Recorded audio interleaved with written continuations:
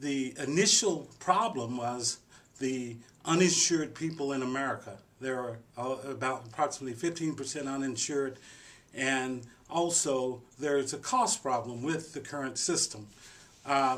That's what we set out to solve.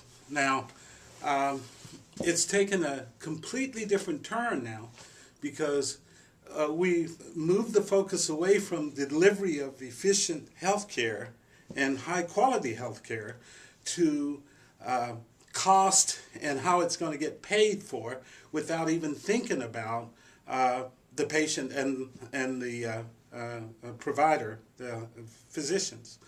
So I think we should leave that in that context to understand that the two bills that we're looking at are actually surrogate bills for this healthcare delivery system that should be efficient and prudent.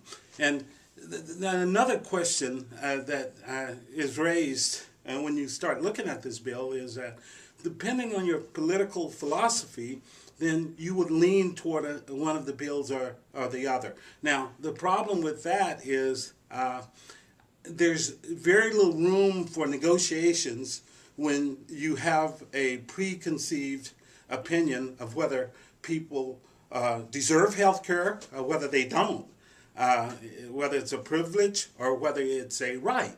So those are two stumbling blocks that are inherent in the point of departure. The major point of departure is the public option versus the non-public option. Now, the Senate bill do not want a public option at all.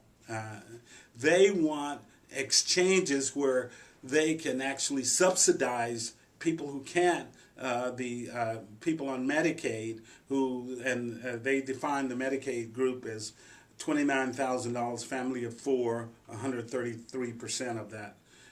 And the House version defines the Medicaid group of 150% and of 33,000, a family of four. But that's important too because the way that's defined, but it's not significant. The point of departure, again, is the public option. Without a public option in this particular health care bill, which is the only thing that I see that would make it something that's different from what we have now and make it at least something that's credible and people can believe in.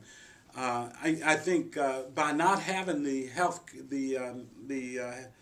public option involved in the bill, I think what you lose there is you lose the force of the U.S. government and the federal government of enforcing it, because what the public option would be similar to what we're used to with the Medicare.